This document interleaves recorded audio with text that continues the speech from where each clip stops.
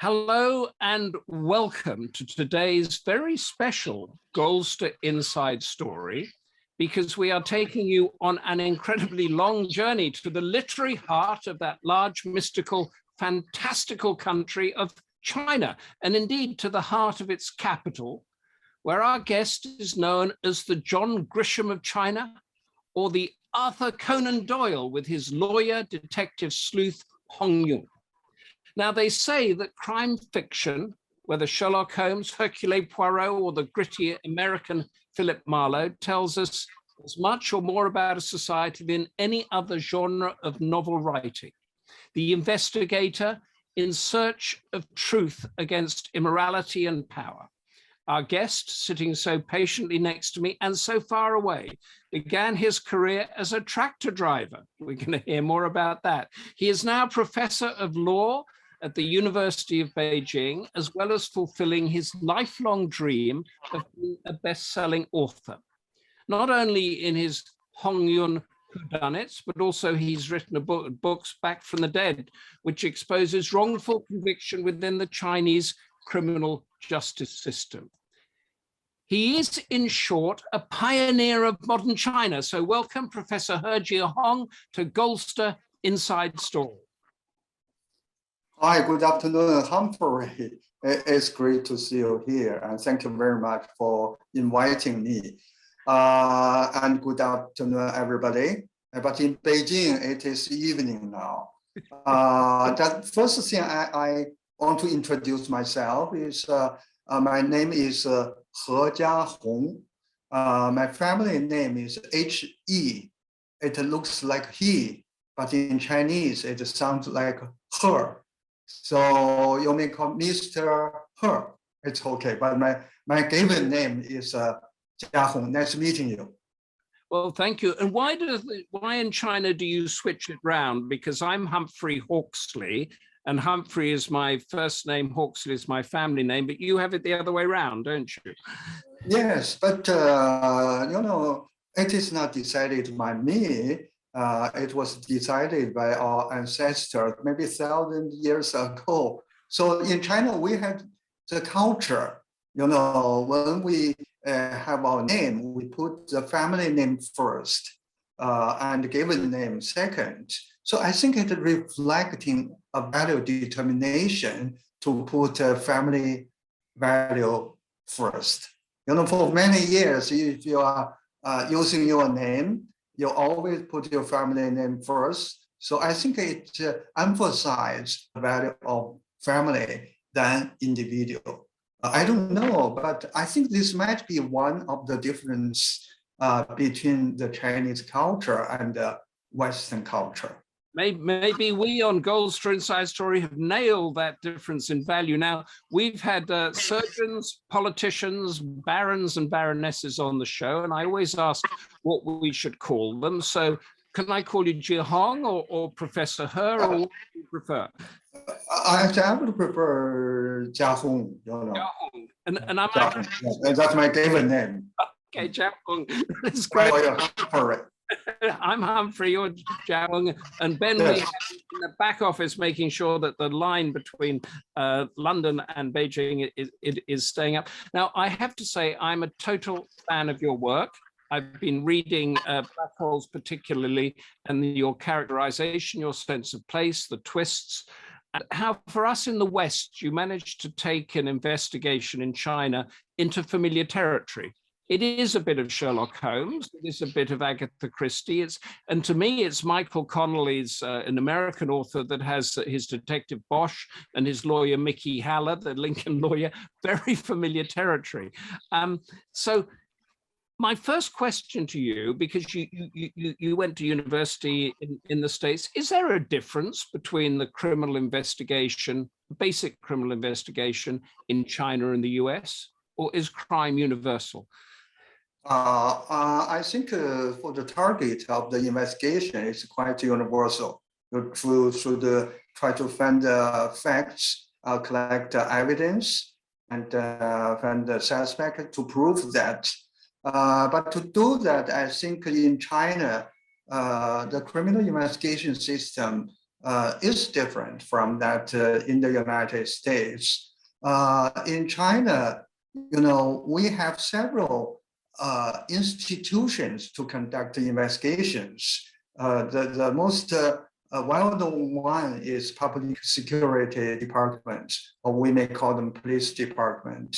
But also some kind of criminal cases, like the corruption cases, they are used to be investigated by the prosecutors. In China, we put it into English as people's procuratorate. So they are not just prosecutors, they are also investigators, collect evidence for some cases, and also some other kind of criminal cases may be done by other agencies in China. But for many years in China, the whole criminal justice is emphasized for the goal of fighting crimes. It is the number one fiction for the whole criminal justice system, including investigators, prosecutors, judges. But the defense lawyers couldn't do much work in the criminal justice system, especially in 1990s. So I think later I may talk about that when I was trying to write my first crime novel. I had a difficulty how to frame the work with a protagonist as a crime lawyer. That's a Hong Jun. But yes. I'll talk about that later. Okay, no, that is brilliant, because what I would like to do is begin with your very early life as a young man. You were not at university, you were not studying, you were not a policeman, you were not following a big career. You were a tractor driver. So how did that happen? I was born in Beijing many years ago. And then when the Cultural Revolution started, let me have some idea about the Cultural Revolution in China happened in 1966, ran through 1976. So when it started, I was just finished my primary school. And then during the Cultural Revolution, I was sent to a farm in very northeastern part of China. Sorry to interrupt. Explain to us what the Cultural Revolution was. Okay, so the Cultural Revolution is very complicated. At the time, we said that a great revolution and great cultural revolution. I have to say that when I was a teenager, I was quite a political animal.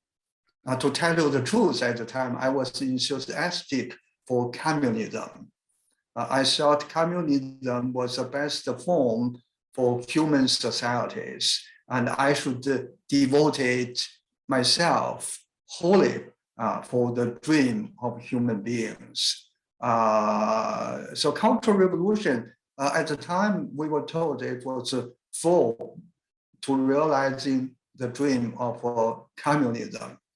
But when it's over and I experienced myself during the Cultural Revolution, I would agree that, in fact, the Cultural Revolution was a disaster for Chinese people, for Chinese society. But it's very complicated. And, during the Cultural Revolution, I was sent to a farm in very northeastern part of China in Heilongjiang province. At first, I was still very enthusiastic for the revolution, but then some special event happened. You may not know the name of Lin Biao. At the time, Lin Biao was the second leader next to Chairman Mao.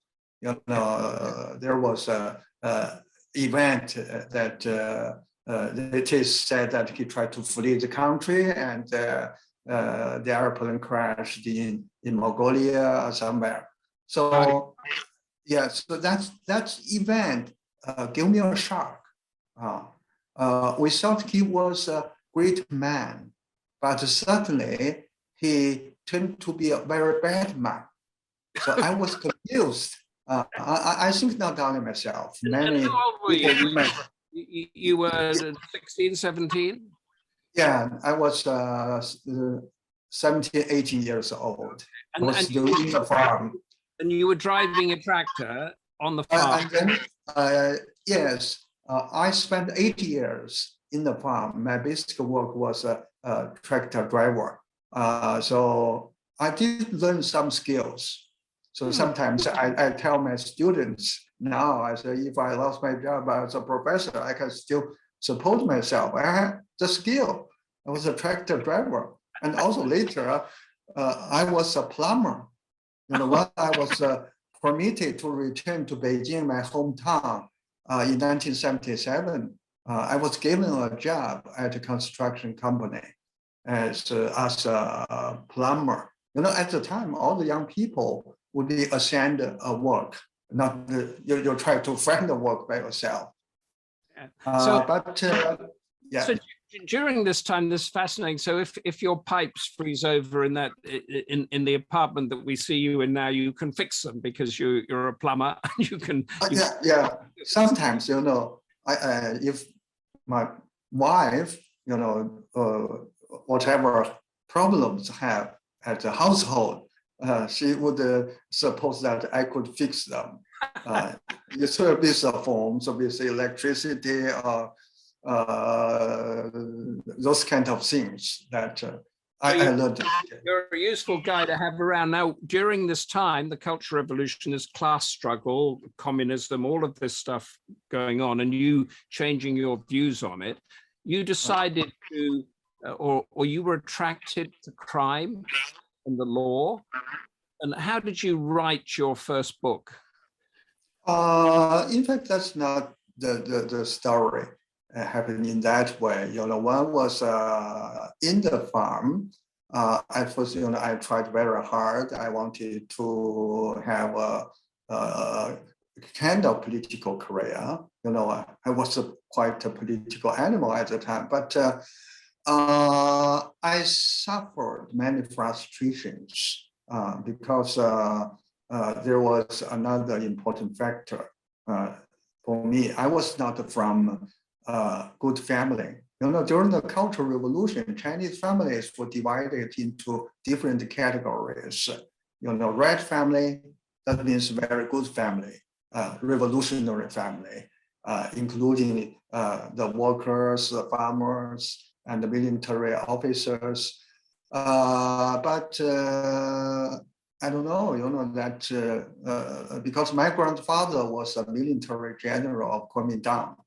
Okay. Kuomintang was defeated before the founding of the new China. So during the Cultural Revolution, I was considered as from a black family. So at the time, black family means bad family. So I couldn't be promoted or get any kind of better career. So I was frustrated. Then I decided by myself, I wanted to prove my intelligence with my pens. So I wanted to become a writer. So I think it was about 1975. I made the decision. So at the time I had a dream. I could someday have a book published with my names on it. So to be a novelist. You were holding a book up there. Was it this one, The Hanging Devils? Yeah. With a different cover. That was your first book. The different edition. So this is the first edition. Yeah. And your one is the second edition, all published by Penguin. But I just cut the story short, you know. So I started to write my first novel when I was still in the farm in 1975. I spent 2 years while I was still driving tractors. I used all my spare time to do the writing. But in 1977, when the Cultural Revolution was over, I was permitted to return to my hometown in Beijing. But then I was given a job at a construction company, working as plumber. At the time, I still had my dream for literature. I was still writing including some short stories and poems, but none of them were published. But at the time, I was very lucky to meet a very beautiful young woman. So she changed my life. I was a plumber in the construction company, and she was a medical doctor in the clinic of the construction company. We fall in love, as all the young people would do, that. But her parents didn't agree. They thought I couldn't match her. I was plumber, she was a medical doctor, and I had no family background. I had nothing. So they tried to separate us, but failed. Finally, her parents set a condition for meeting me. They said, if this He Jiahong could pass the national examination for universities, they would agree to meet me. So they didn't think I could make it. As you know that before the Cultural Revolution, I had only 6 years of formal education. So they said I could not pass the examination. And at the time, the examination was very competitive because during the Cultural Revolution, most of the universities were closed. So for 10 years, many intelligent young people accumulated, and now they try to seek the rare opportunity to study at college or university. So I took part in the examination for my love in 1979, and I was very lucky, I passed. So I got the opportunity to study at university, and I said at the same time, I got a visa to my girlfriend's family. Oh. So after that, I would pick up a major. I randomly pick up the major of law. At the time, Chinese had almost no laws, So I didn't know law, but I thought law is something new. Okay, I will study law. I became a law student. And also the good ending of my love story, 2 years later, we got married. Oh. My girlfriend became my wife. And earlier this year, we just celebrated our 41st anniversary of our wedding. 41st anniversary, that is a fantastic. 41, yeah. So that's a long time ago. But then I became a law student. And so, but during this time you had, was it Hanging Devils that you were writing it, thinking about it, the whole thing about criminal misjustice? No, that's my first novel when I wrote when I was still in the farm, it was not a crime novel. At the time, I didn't know much about crime. And to tell you the truth, at the time, the crime level was very low in China. The numbers of criminal cases were low, and there were not many smart criminals at the time. So my novel at the time I wrote was about the life of intellectual youths lived in the farm. But when I became a law student, I was attracted by law. And the more I learn, the more I know that China needs law. At the time, we didn't know the term rule of law yet, but we need a legal system. So I gave up my dream for literature and studied law very hard. I got a bachelor's degree in law, and then I continued my study at the People's University of China in Beijing for master's degree. And I got the degree in 1986. Then I started my teaching career as a law faculty member. And then in 1990, I had the opportunity to visit the United States to study at Northwestern University in Chicago. And in 1993, I got SJD, that's a Doctor of Juridical Science, just like a PhD in law. And then I came back to Beijing, continue my teaching at the university. At the time, I was already an associate professor at the law department of the university. But suddenly, I was relaxed from very hard legal study and boring legal study. I wanted to do something different. Then the dream for literature came back. So in 1994, I started to think about writing novels, just to realize my dream when I was young. Because my major was basically criminal evidence, criminal investigation.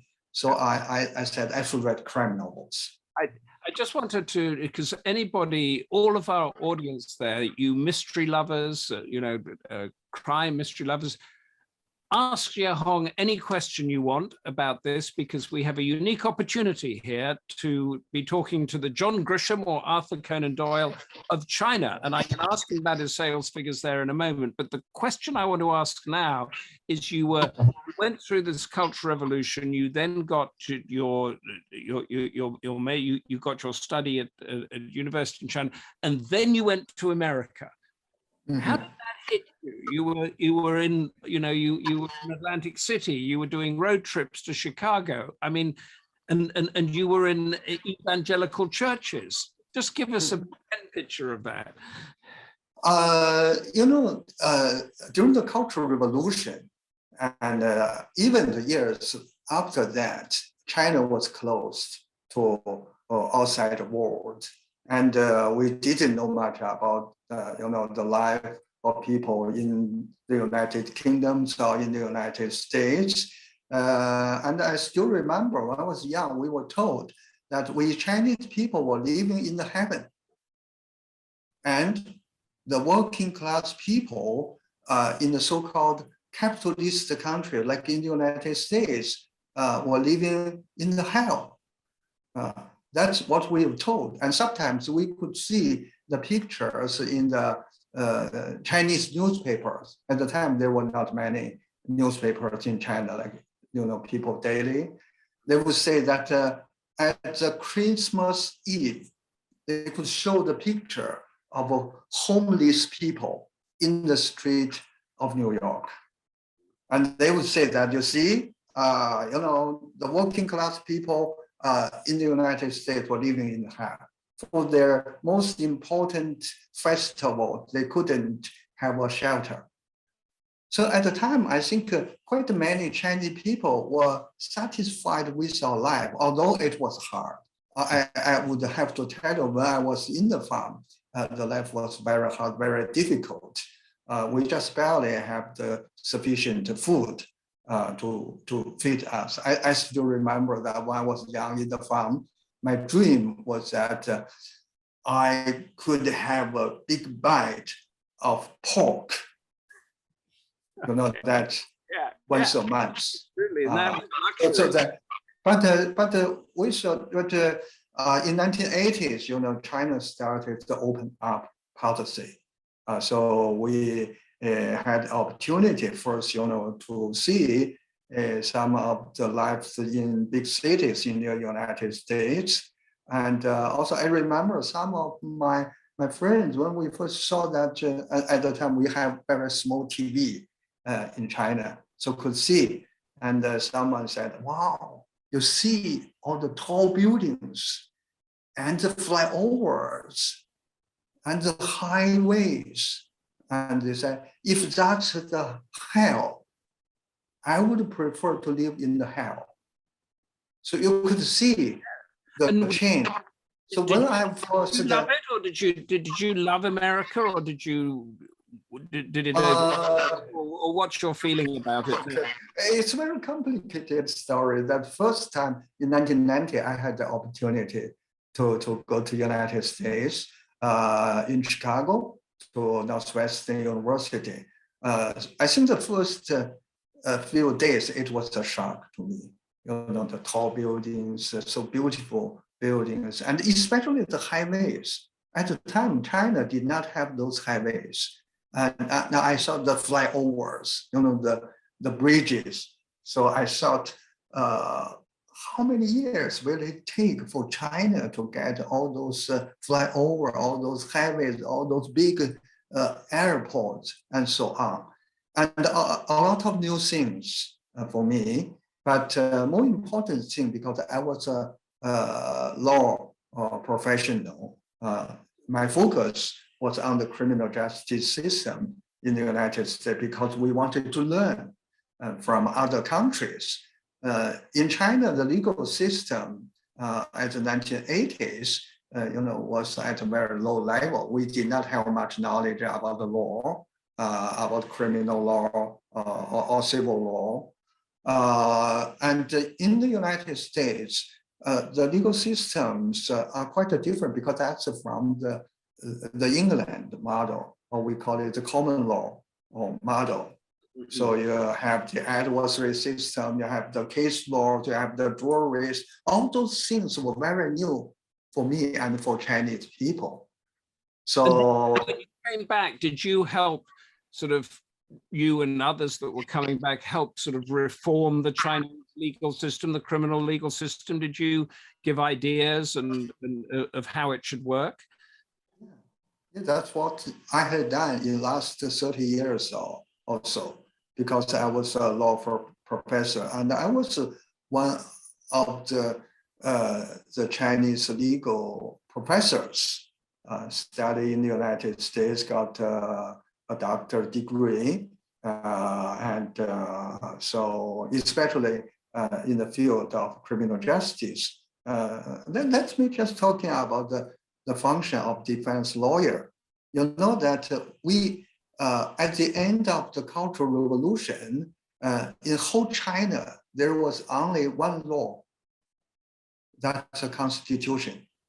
Right. And in 1979, the National People's Congress promulgated 7 laws, including criminal law, criminal procedure law.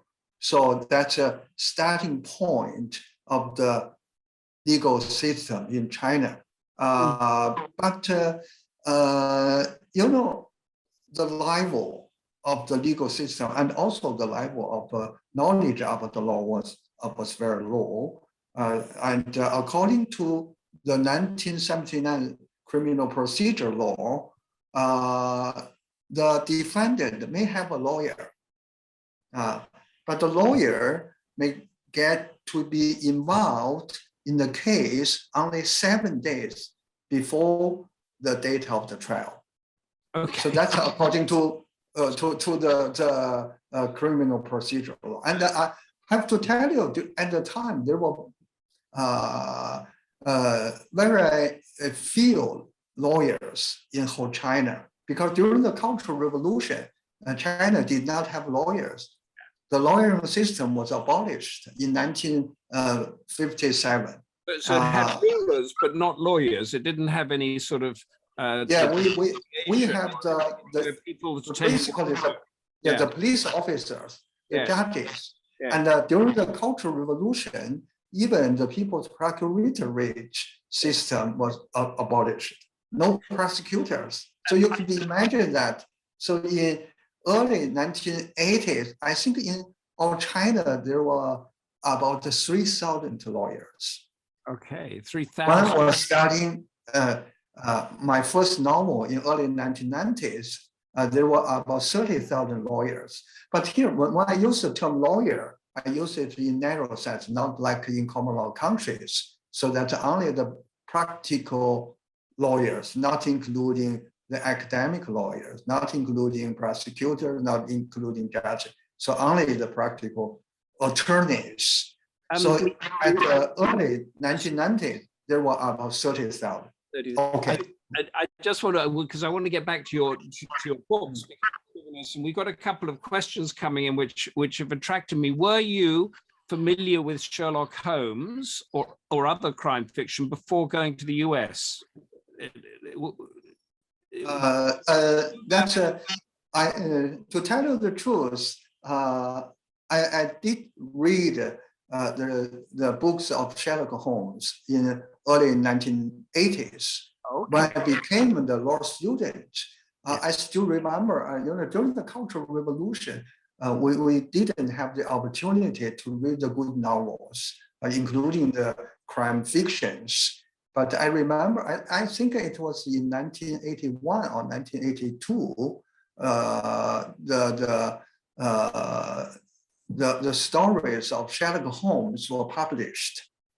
Oh. And I remember there were big bookstore in Wangfujing, in the center of Beijing. Many people were in the long queue waiting to buy. Sherlock Holmes. Yeah, and at the time when I was a law student, I was very poor. At that time, Chinese people were very poor. So basically, a month's salary for a worker or for public officers would be just about 50 to 60 bucks, 50 to 60 RMB per month. But basically, we can manage to support ourselves because at that time all the food were very at a low price. We didn't pay much rent, for the house. Each month, the rent for apartment, let's say 1 or 2 bedrooms, would be just 3 or 5 bucks. So apart from Sherlock Holmes, during that period, which other detective lawyers in Western fiction attracted your attention? Yeah, so that I think not only attract my attention, attract a lot of young Chinese people. So many people enthusiastic about Sherlock Holmes. To tell you the truth, I did not have much money, but I bought 5. That's a whole set of Sherlock Holmes stories. Because at the time, when I became a master's degree student, my major was criminal investigation. I also learned the techniques and the method of criminal investigation from the book of Sherlock Holmes. So it's a kind of a reference book. That was the 19th century. That was like 100 years ago. When I decided to write novel again in 1994, I think I was heavily influenced by Sherlock Holmes. Oh, brilliant. So my first novel, some expert of literature said that my novels, they could see, especially the first novel, they could see the similar stories like in Sherlock Holmes. Oh, okay. So you could see that I was influenced by the story of Sherlock Holmes. Well, one other question is Anne wants to know, so at what point did you learn to speak English? Because you don't speak American English, do you? You speak English. So when did you learn that? And how did you Yeah, I have to, during the Cultural Revolution, we did not have the opportunity to learn foreign languages. And the only foreign language we learned was Russian. Because China at the time was influenced by former Soviet Union. But when the Cultural Revolution was over, when I decided to take part in the national entrance examination in 1979, I started to learn English because that was required course for the examination. So, and then that's another saying in China. Many language experts would say, if you want to want to master a foreign language, you have to start at a very early age, maybe 7 or 8 is a good age to study foreign language. But when I started to learn English, I was already 25 years old. But learning English is part of your being in love and wanting to marry your wife for 41 years. Yeah, then I worked very hard, and then I got the opportunity to work to study in the United States. So I think now my English is quite good, but that's American English, and also sometimes I would say my is Chinglish. I would say. Long time no see. So, but anyway, I can manage to use that, to communicate. I want to get into your books a little bit more detail in a second, but just I'm quite interested in your sales figures in China. Are you a huge bestseller in China? Do you get people wanting your autograph as you walk down the streets? How does it work? I do have some fans, for my novels. In fact, my novels have been published at 6 editions. Okay. By different publishers. But I don't have the number because the Chinese publisher, especially, in let's say 20 years ago, they did not want to disclose the selling numbers. But it would be tens of millions, wouldn't it? Because China's got 1.4 billion people. So your Chinese language editions would be in the tens of millions or hundreds of millions even. Yeah, but I don't think my novel could have that large number of sales. One thing was that, in China, there were not many crime writers. And most of them were former police officers. They became crime writers. But Chinese people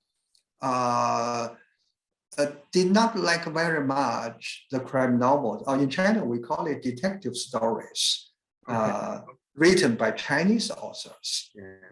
But they were fans of Sherlock Holmes, and also, especially for young people, they were fans of the detective stories written by Japanese crime authors.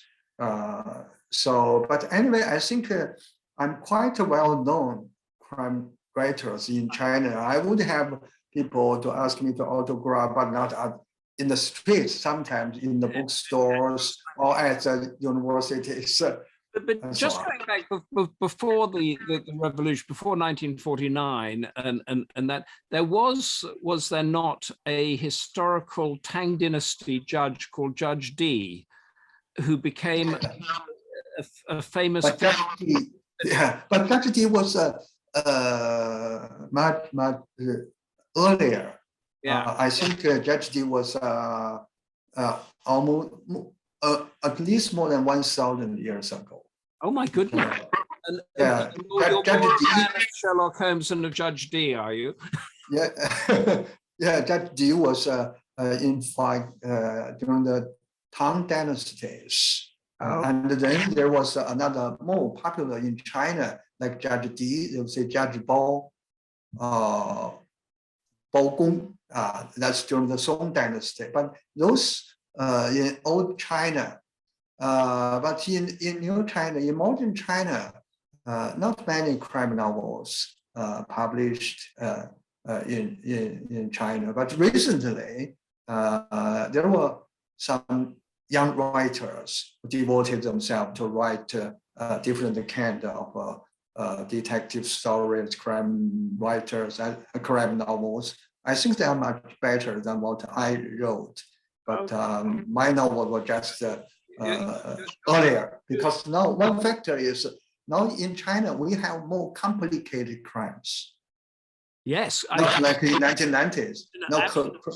Absolutely right, because I want to get, we have a question from Patricia, which gets to say, what is the title of your first crime book? The first title, in fact, there were several titles. The first title of my book was Deep Valley of Love. Deep like Valley that. I don't know. That's not people's feelings. Okay. So it's first it was published as a series in a national newspaper in 1995 at the Chinese Youth Daily. But then it was published as a book by a publishing house attached to the Ministry of Public Security with the title of A Mad Woman. So this is the first name of my first novel, Mad Woman. I think that that's a title used in Italian version of my book. Okay. So my book is also published in, and then I had the name of Crime of Blood. Crime of Blood. Crime of Blood, yeah, for the other editions of the first novel. So that's also in French, in Spanish. I think that Crime de Sang. Okay. That's the Crime of Blood. So this is the title of my first novel. But Penguin, the editors, they find another title, Hanging Devils. Oh, so hold on a second. This is Hanging Devils is your first novel? Yeah, this is my first novel. With lots of different names. Okay. Yeah, so this in Chinese, this is a Crime of Blood. This is Crime of Blood. Okay, and also the first one was Man and Woman, was it? It was A Man and Woman. The title, also this book, the same novel, but originally the title was A Mad Woman, because there is a mad woman. okay. You know, and not a really mad woman, but one of the characters. I'm putting that in the chat for everybody, so that's how you can. Okay. You can get what's called Hanging Devils, Crime and Blood, but Hanging Devils is what it is here. Celia asks, what a story you're telling us, but have you read any Agatha Christie? Yes. And yes, and also, especially in China, that Christians movies, those movies based on Christians novels were very popular in China. Like the murder in the, I don't know, I cannot remember the title in the Eastern Train. Yeah. So it is like that. But yeah, I think Christian is very popular, even more popular than Conan Doyle. Conan Doyle. But it's Conan Doyle that captured your imagination. Yeah. Gave me no influence, but Christian's novel came to China later. Oh, okay. Emma asks, do you write your stories in Chinese and then have them translated? And if so, do you think that sometimes the feelings you want to give the reader is lost in the translation? Can you tell us about that process? Yes, that's true. That especially for the first novel, The Hanging Devils, that's done by I think, in fact, the publisher is Penguin. Yes, I'm not good with the name. You mentioned that the manager, general manager of Penguin China. Adam knows her name. Anyway, and also the editors. There were two translators for that. The first translator, I think, was a journalist from UK. I worked in China for many years. He did the translation, but then Penguin, the publisher, was not satisfied with his translation. So later they found another one, also a British journalist and a writer, did the translation. But I was told that, I think it was in 2011 that the editor in charge of the translation of my book had a long talk during the Spring Festival for quite many hours, because they wanted to cut off some part of my novel, because they say that's a policy for Penguin, was that the book could not be too thick. Okay. And so they say that thinner than your version. So they said the editor said that he was given the instruction he should cut 1/3 of the whole book. I was not happy with that. And originally, the editor said he would cut the whole love story between the main protagonist Hongjun and his former classmate Xiaojie. But I think that's a very good part of the story. But after some discussions, I was happy kept that in the book, but he cut some other parts. The translator of the book was not happy with that, but that's a policy of the Penguin. So your English version is not the whole. It's the one but the other book I wanted, because we're running out of time and I'm just getting going away. The other book that I discuss is Black Holes, which is set, I think, at the beginning of China's sort of capitalist opening up with the stock markets, and it begins as if there's a sort of stock market trading fraud, but it's bring us in to sort of sophisticated, expertly drawn. It's rich and sexual. You have the Hong Jun and a former sort of girlfriend of his. You take us to America, you take us back again. Give us that whole atmosphere of what you were writing about there. This was the early 90s, wasn't it? Yeah, that early 1990s, the stock market in China started in 1990. So it was very new thing, very strange thing for Chinese people, and very attractive because people were told that you could become a millionaire overnight on the stock market. So many people would put their limited amount of money into the stock market. So at the time, I was thinking to write my second novel because originally, after finishing my first novel, I thought I should go back to my professional work. I was a law professor, but I still had some ideas when I was writing the first novel. Then the stock market gave me a very good inspiration. I could put all those stories I didn't use in my first novel into that framework. But to tell you the truth, I didn't know much about the stock market. So I had to went to a securities company and try to learn for quite some time. And then I made it.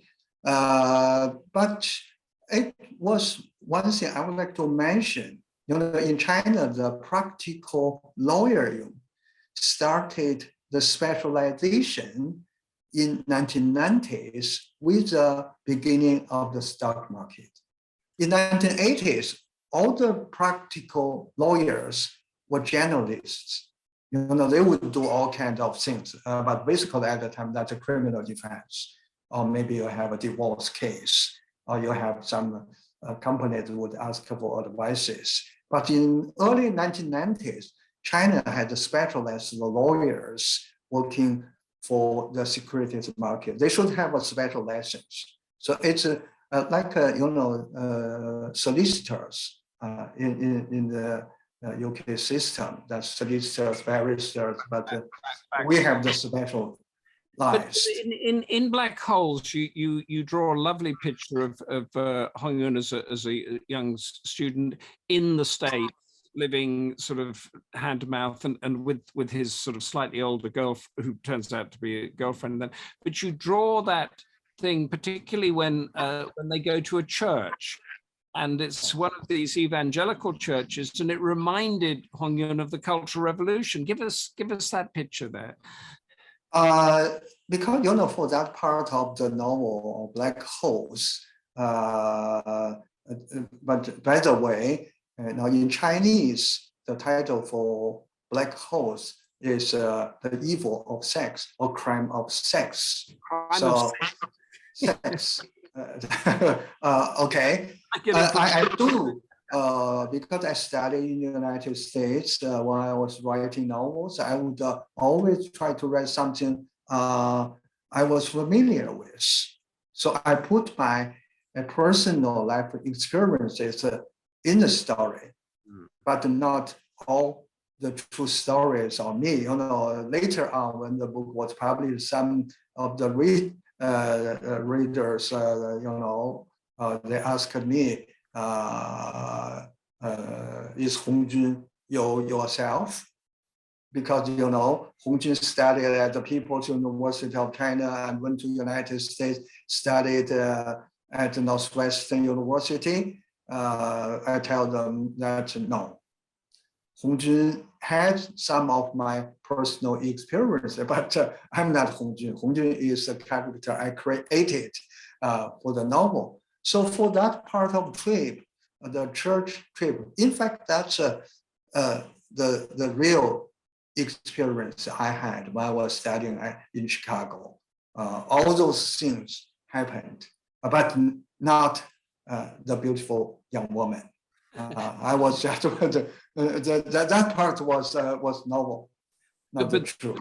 But the link above, I'm sorry, the link above, I'm just telling Emma that the Black Hole's link is above there. But the church service and the Cultural Revolution, that sense, is there That's the same. universal? That's true. That's true. I had the experience. So when I was sitting there, just let me recall my life during the Cultural Revolution. People were so enthusiastic for something they believed in. And I was not so sure they were really believe in or not. But that's the based on my personal experience. So, Yes. so it was interesting. You started by explaining to us very, very interestingly the names, whereas the family name comes first because it's more important than the individual. But that thing between the Cultural Revolution and the church services, there is a sort of universal human desire to have something to follow, to worship, to guide you. When I was studying in the United States, to tell you the truth, some people try to persuade me to believe in a church, but I couldn't do it. I thought because during the Cultural Revolution, I had my personal experience with the beliefs. I couldn't. I was interested in religion, in churches, activities, but I couldn't believe in any religion myself. Did you ever think you wanted to stay and live in the US, or did you always want to go back to China? That's a good question. That's a question asked by many people. So, when I was studying there, my wife was there. And also, we had a daughter. They were with me. At the time, my daughter was 9 years old. She went to elementary school in Evanston to the north of Chicago. And, my wife is a doctor, and she is from a very traditional Chinese medicine family. Both her parents and her grandfather were Chinese traditional medical doctors. So she could give prescriptions of herbs medicine and also acupunctures. So when we were in the United States, quite some of American friends came to her for treatment. Okay. In Chicago, and also we went to Milwaukee, in Wisconsin regularly. They had a clinic there, invited my wife to give treatment, acupuncture, and so on. So quite some American friends, they like her and need her treatment. So, but for me, I think I was quite conservative Chinese people. I had early education. I thought I should do my best for my home country, for China. So I didn't want to start a new career in the United States. And also, I think that's fair to say, as a Chinese people, my English is quite good. But as an American lawyer, my English is very poor. I couldn't do that. So when I got the doctorate degree, I decided to go back. And also, now I still remember that our friends, in fact, that's the patients of my wife in Milwaukee. There were about 20. So they had a farewell party for us. During the party, they all said my wife's given name is Xinping. They knew that we would go back to China. and they say they would miss us, especially Xinping. And some of them say Jiahong may go back to China. Xinping would have to stay in the United States, and then they need her treatment. But we are the whole family. Then we went back. Came back to China. We've got just Emma says you are very inspiring, especially the story of your rise in academia and how you managed to marry your wife. We love that story. Hope you write about it one day. It is so beautiful. I want you to stay with us for a second, Jiahong, whilst I tell our audience what's coming up. And then I have a couple of specific questions to ask you before we go. But on June the 10th, which is tomorrow, that's Inside Story with Lucinda and Joe Treasure, whose most recent book, novel, The Book of Air, envisaged a deadly airborne virus that destroyed society. Then June 16th, next week, Lucinda is with Leslie Thompson, the author of The Detective's Daughter, and The Companion, and her latest novel is an Agatha Christie-esque standalone set in a stately home, close to which the serial killer is on the loose. There's another crime fiction we're going. Next day, June 17th, I'm with Victoria Schofield, one of Britain's leading authors in military history and South Asia. Victoria became a close friend of Pakistan former Prime Minister Benazir Bhutto, who was assassinated in 2007. So we're going to be discussing all of that and her book, Fragrance of Tears, My Friendship with Benazir Bhutto. And then June 23rd, Lucinda is with Victoria Panton-Bacon. She wrote Remarkable Women of the Second World War and Remarkable Journeys of the Second World War, and her books have been described as the Bayeux Tapestry of the Second World War. A couple of very quick questions for you, Jiahong. In that bookcase behind you, do you mainly have legal tomes, or do you have John Grisham and Sherlock Holmes and detective stories from China and the West? Yeah, I think I'd say some 80% of the books are law books, but I do have some literatures. And also I had another bookcase in another room that's for my daughter. I had quite some crime fictions for Western countries there, because now my daughter living in another apartment not far from me, but the room is open sometimes for my grandson and granddaughter. So I do have novels there. Vast array of books there. Celia says, what an amazing man. Your success is so well deserved and your English is beautiful. And Patricia says, such a fascinating insight. Now we have 2 minutes left. What is your next book? My next book is not novel. You know, many people for quite some years, they ask me, when will you write your next novel? Because it is still a kind of open stories. You know, the protagonist, the lawyer Hong Jun, has two girlfriends. One is Xiao Xue in first novel, and then in second, third, and fourth, that's Song Jia, his secretary at a law firm. Yes. So, you know, some fans ask me, what is the ending story for Hong Jun's love?